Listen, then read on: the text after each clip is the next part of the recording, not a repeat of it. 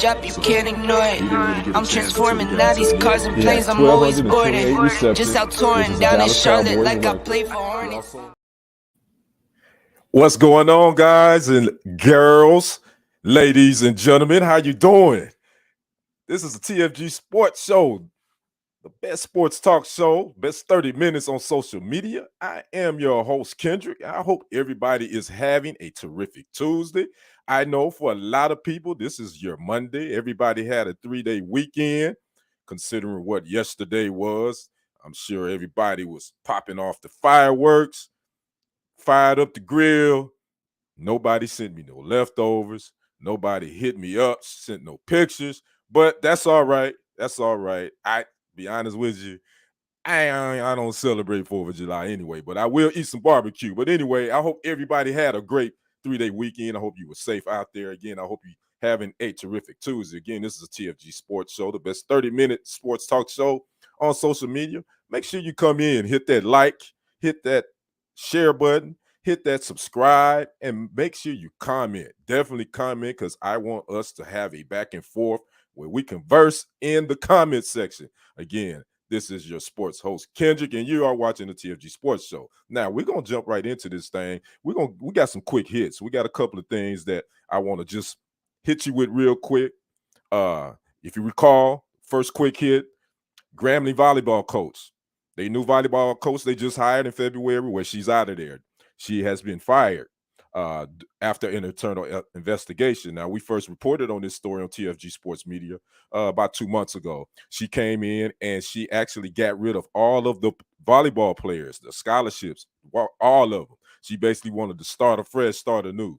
Not so fast. According to Grambling State, in their internal investigation, some things weren't done properly. The investigation is still ongoing, but she has lost her job. So we will continue to monitor that as well. Now, let's talk about another quick hit, number 2, Brittany Griner, Phoenix Mercury All-Star Center. You know, she's still in Russian prison over there. She's been held since February. She was stopped due to, they say she allegedly was smuggling vape cartridges and hashish oil, which is definitely against the law. It's considered trafficking, and she could face up to 10 years in a Russian prison. Well, she had her first court date appearance on last Monday. Then her trial started on Friday. Well, they did a couple of things, but now it is going to continue. The trial will resume on Thursday. But over this weekend, on yesterday, it was reported that Brittany Griner did write a letter to President Obama. My bad, Joe. I'm still thinking about old Barry. But she did write a letter to President Biden asking for him and his assistants in the U.S. to get her out of there because she is terrified. So we will continue to keep an eye on the Brittany Griner situation. And also came down earlier today, the late, great wide receiver of the Denver Broncos, Demaryius Thomas. The reports came back from his autopsy that he did reveal that he did suffer from CTE stage 2. According to his parents who talked to Good Morning America, they did notice something. His mood swings and his attitude did change after some months after playing, and his father did say that Demaryius did tell to him that he just wasn't feeling right. Well, Demaryius was found unresponsive in the shower. He had some seizures. He started having seizures, according to his father, after his playing days was over, and this seizure contributed to his death. And so it's unfortunate. Only 33 years old. Also, former Cowboys wide receiver Dez Bryant commented about the finding out of Demaryius Thomas and the CTE, and he said that there is, and I quote, I paraphrase, Dez Bryant says that there are a lot of football players that are walking around with CTE and don't know it, which is definitely a fact, because the only way that you can find out if a player has CTE is after his death.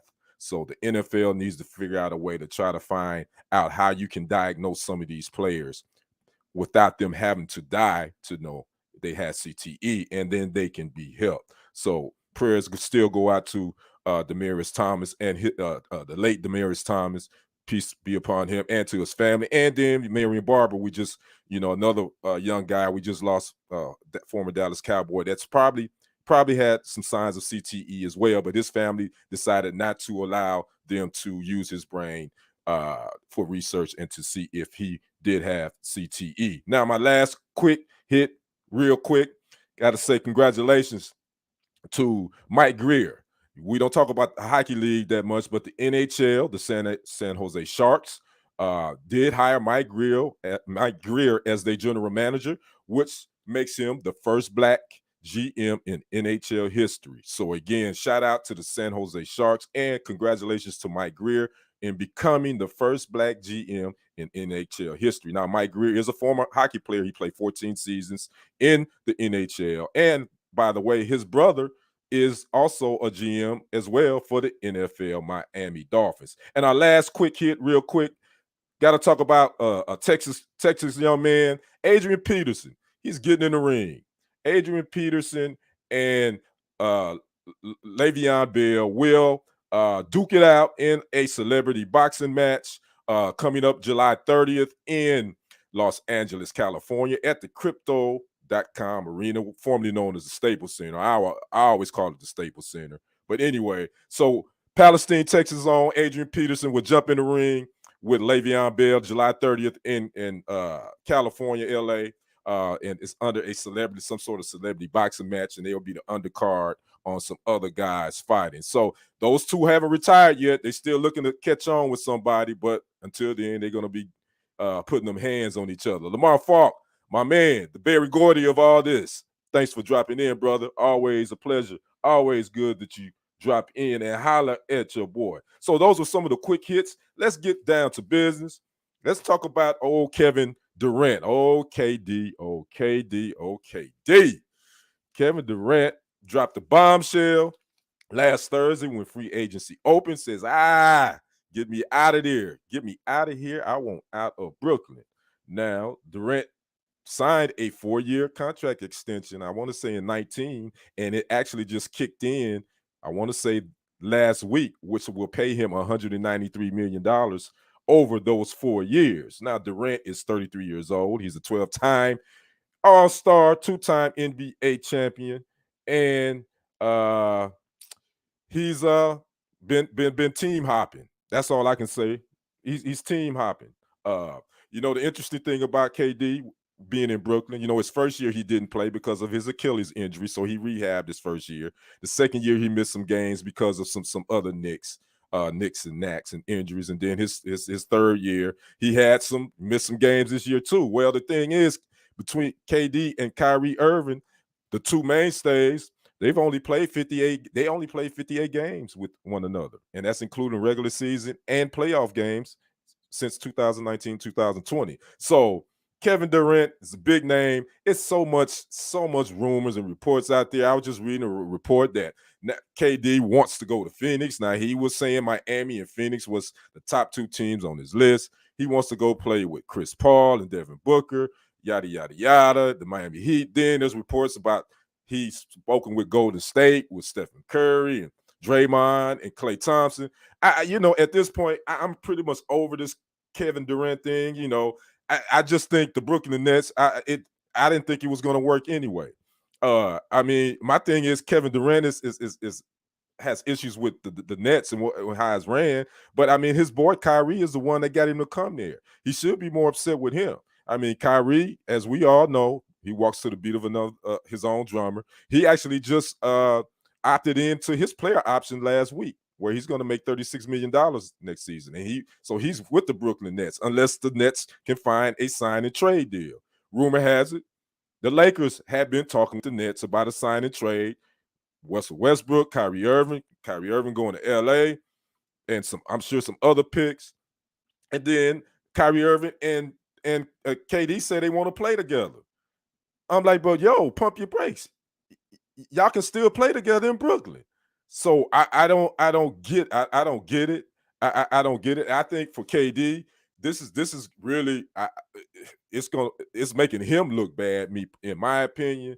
I think I'm all for players controlling their career and being able to move like they want to. But I think at this point, man, you already signed a 4-year contract extension that's going to pay you upwards of almost $200 million. And you got everything you wanted. You was playing with your best friend, so called. You guys wanted Steve Nash. You got him. The Nets gave you him. Then James Harden came in, which then he figured out this was dysfunction, shipped him out.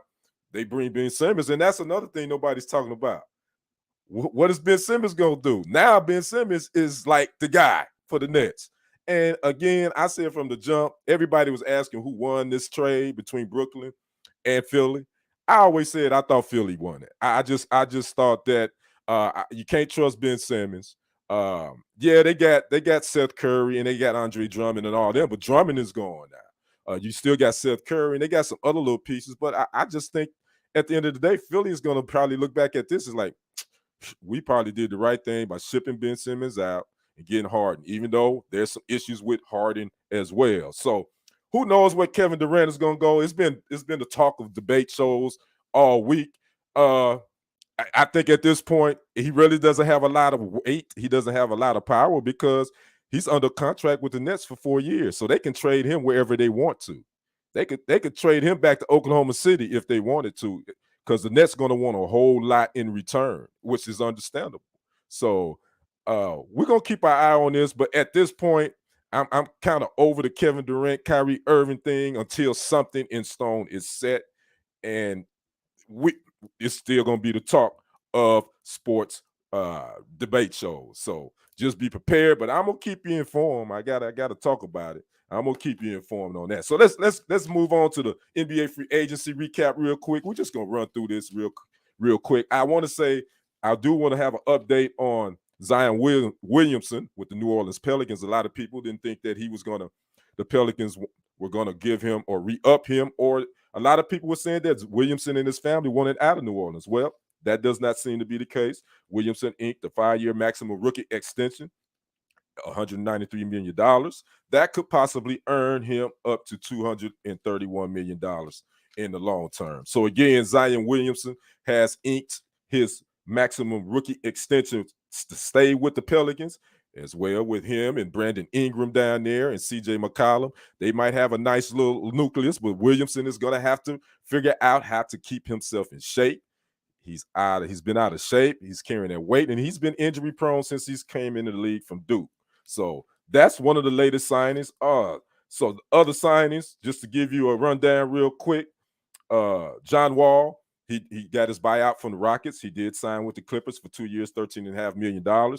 So you're looking at a John Wall, Paul George, Kawhi Leonard nucleus there with the Clippers right now. I would say the Clippers are probably the best team in LA right now. You also have Jalen Brunson, the Dallas Mavericks. He left the Mavericks and signed a 4-year, $104 million deal with the New York Knicks. Jalen Brunson went and got that bread. Also, what else we going to talk about? Guard Malik Monk, who was with the Lakers last year. He decided to stay in California. He signed a 2-year, $19 million deal with the Sacramento Kings. The Wizards' Bradley Beal, he re-upped, stayed with the Wizards, signed a 5-year, $251 million max extension to stay in Chocolate City. Also, Zach LaVine, Chicago Bulls, he signed a 5-year, $215 million max contract extension to stay with Chicago. And let's talk about that big trade that happened a couple of days ago.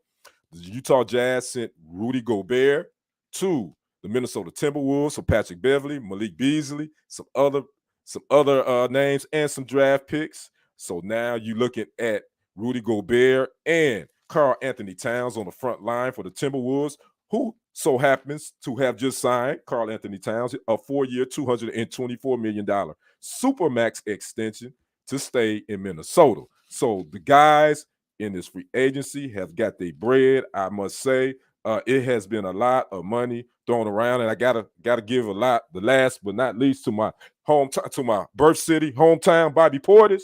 He's staying with the Bucks. He's returning on a 4-year, $49 million deal. So NBA free agency frenzy is going back and forth. It's going to be some more happenings and some more deals and some more things going on. But, again, The market is going to be watching. What is this Kevin Durant deal going to do? What is Kyrie Irving going to do? Is he going to force his way out of the Nets, even though he opted in to make that $36 million for this upcoming season?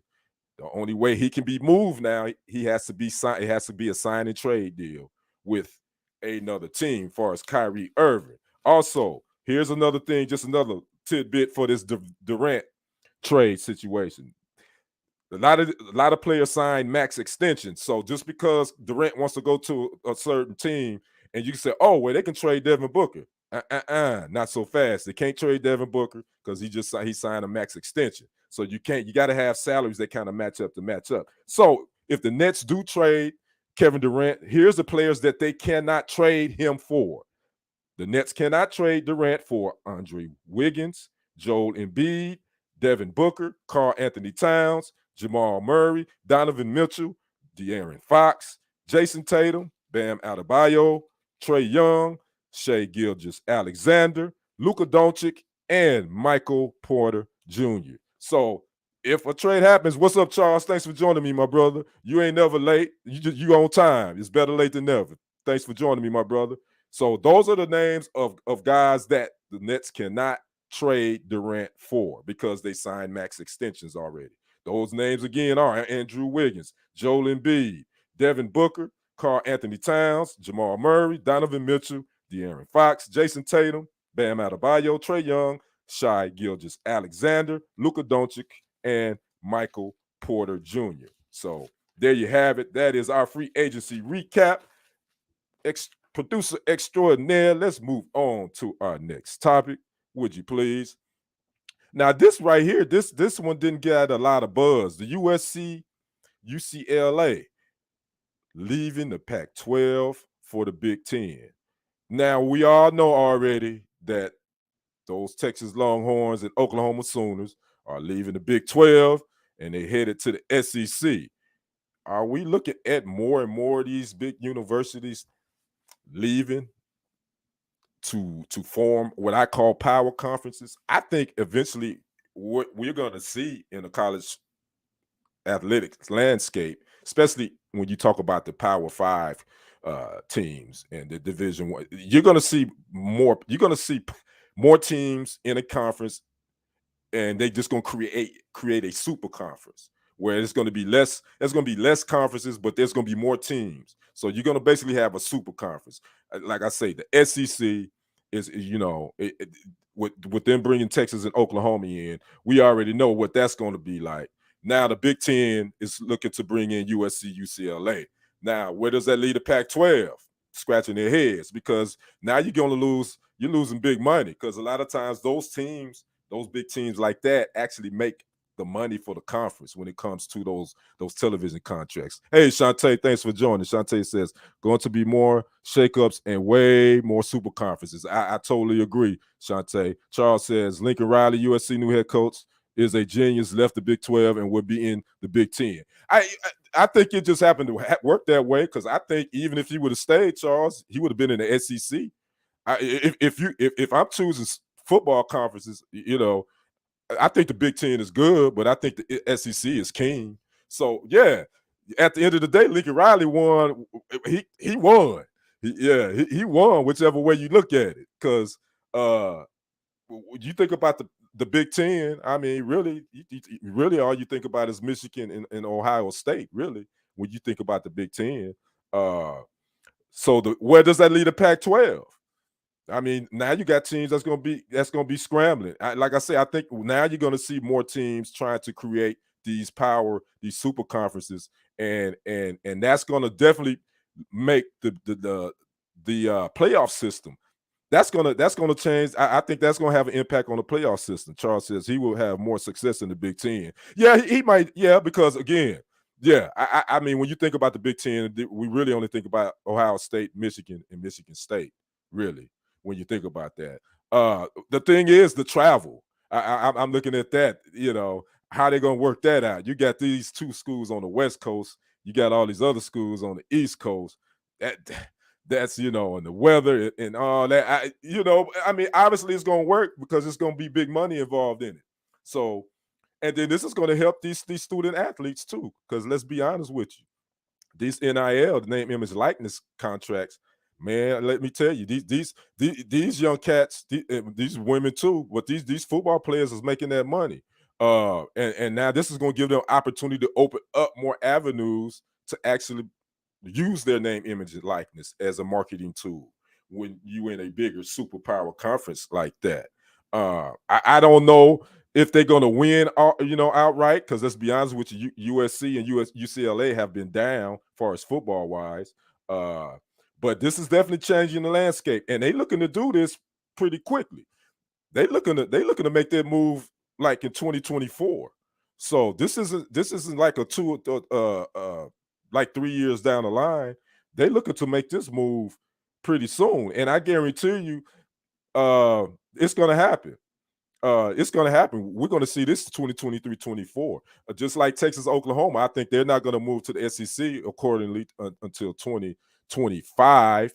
But I think they're going to move beforehand. And then now the Big 12 is trying to scramble. Now you see the Big 12 has already revamped. They got some schools coming in. I believe University of Houston is one that's coming in. I believe University of Cincinnati may be another one that's coming into the Big 12 as well. So with the USC, UCLA leaving the Pac-12, again, where's that going to leave the Oregons, the Oregon States, and all those? But I think those schools will eventually have to come together and form their own sub-conferences. And then, again, you're just going to see these more and more big schools coming together because they're getting these billion-dollar contracts. And for all those that be tripping on these college athletes making money, y'all don't be tripping when these schools sign these big television contracts and they break them. They pay to get out of them. Y'all don't be tripping when these coaches, like my man left Notre Dame, went to LSU. He left them high and dry. Y'all don't trip when these coaches move around like that. But then y'all got a problem with these student athletes making money off of their name, image, and likeness. So we'll see. So again, that's big news. We'll keep you more up to date on this USC UCLA leaving Pac-12 for the Big Ten, and will there be some other schools leaving? Who knows? There's going to be more to come. We're going to see more of this on the college landscape. All right, Mr. Producer, let's move on to the Brian Kelly. Thank you, Charles. Let's move on to the next topic. NFL partners with Ice Cube and CBAI. You probably wondering, what is the CBAI? The CBAI is the Contract for Black America Institute. Well, the NFL is teaming up with O'Shea Jackson, better known as Ice Cube. The league announced last week that they will partner with the Contract with Black America Institute, an economic inclusion initiative led by artist and entrepreneur O'Shea Jackson, who is better known as Ice Cube. Now, according to this article, the NFL has been working to increase economic equity and partnerships with Black-owned businesses. The partnership with Ice Cube, CWBA, will focus on identifying league-wide opportunities in the financial, tech, and production sectors, with a concentration on increasing direct and indirect spending to national Black businesses to help close America's racial and economic wealth gap. Now, that all sounds good on paper, don't it? Make you feel all fuzzy inside, doesn't it? I just want to know, is the NFL going to put their money where their mouth is? Because I do remember back in 2016 when Brother Ice Cube had his Contract for Black America that he wanted to present to the two candidates that were running for the president of the good old United States, Mr. Donald Trump and Mr. Joe Biden. If I remember correctly, I don't believe Mr. Biden's camp even took a meeting with Mr. Cube. I do believe I read that Donald Trump did have someone meet with Cube, but I think it was just a ceremonial thing. So nobody really took Ice Cube, who worked with some others. I believe Van Jones was one that worked with him on this Contract for Black America, and basically stating what we as Black Americans wanted and what can we get. If you want our vote, what are we going to get? So this is an extension of that. I think it's great. I hope it is great. I'm always skeptical because a lot of times these things you do when you do this stuff with sports industries, a lot of it is ceremonial. Let's go and be real. When the George Floyd stuff kicked off back in the death of his murder. You know, the NBA had the Black Lives Matter painted on the courts. The NFL decided to sing the Black National Anthem, lift every voice and sing, yada, yada, yada. And I made a post about that. And I said, all this stuff makes you feel fuzzy and good, you know. But I use the analogy, man. You know, at the end of the day, there's still systematic racism. There's still economic racism and classism, especially against brown folks. Shantae says, nope, they love to put on the show. I agree.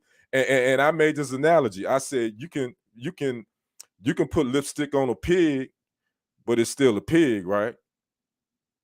That's this whole thing. I think, I definitely supporting Brother Q because I believe we got to start putting pressure on these organizations. But I think a lot of times they just tell us stuff to make us feel good, but they don't put up and shut up. So Cube is very, very positive about this partnership.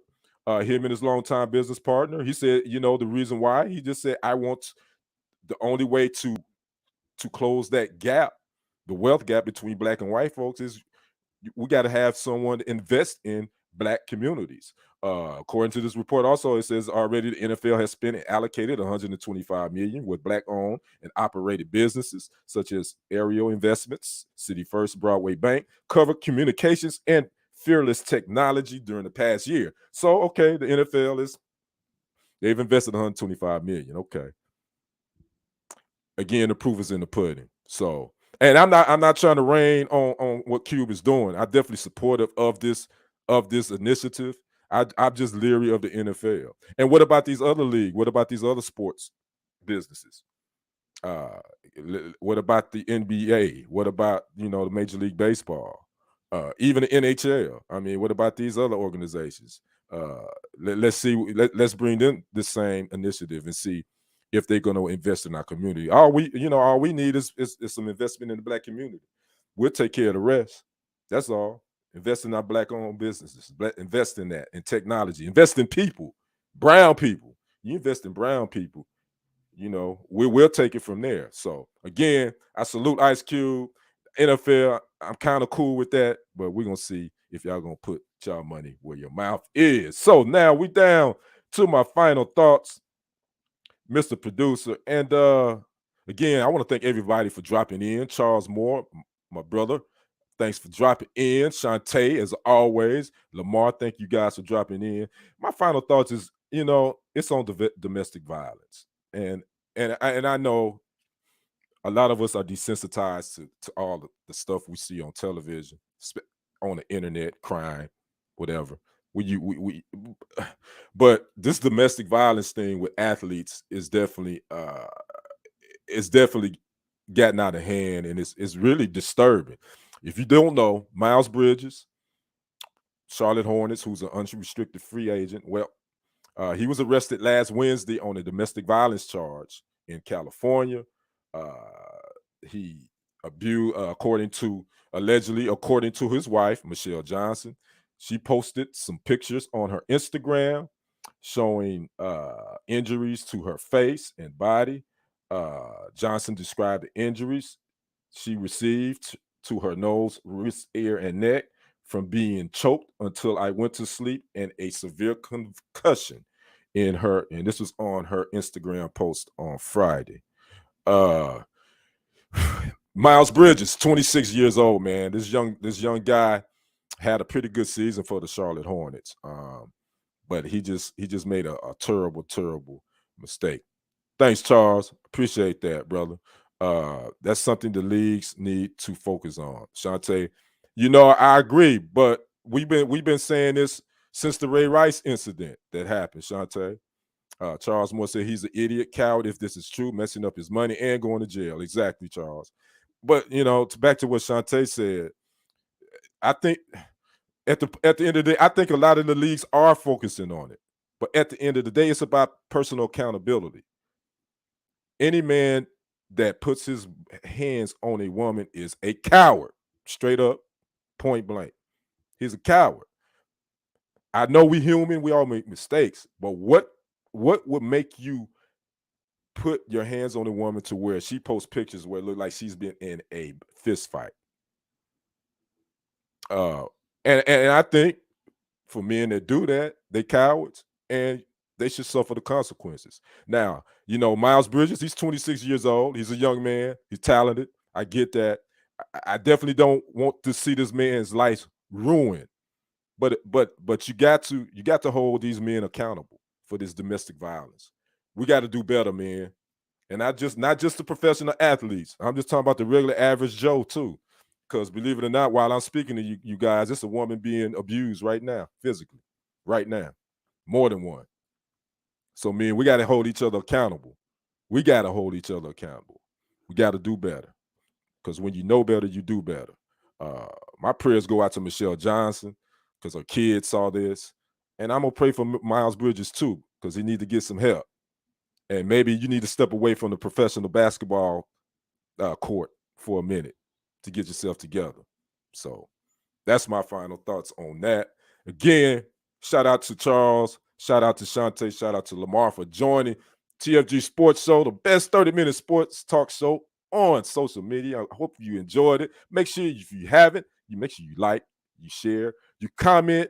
Make sure that you also subscribe to TFG Sports Media on YouTube. Make sure you also like it on Facebook as well. Charles says all women should be cared for, but especially black women. Bam. You said it right, brother. No joke. All women are precious. So, again, make sure if you haven't, subscribe to TFG Sports Media on YouTube. Make sure you like it on Facebook. And also, I got a story on YouTube channel. Go check it out. The first black GM hired in the NHL.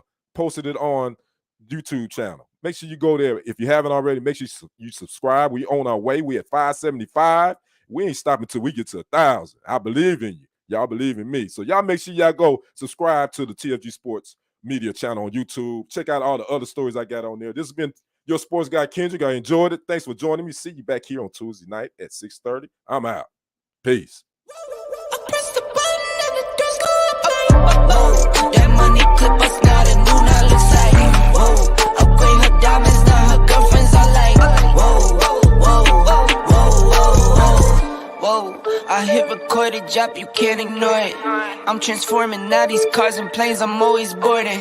Just out touring down in Charlotte like I play for Hornets. When I'm performing, never boring, now you can't afford it. Champagne Perrier, Finnish friends on my face, looking like I'm from the deep. These no Cartiers, pockets deep, deep, deep, bro.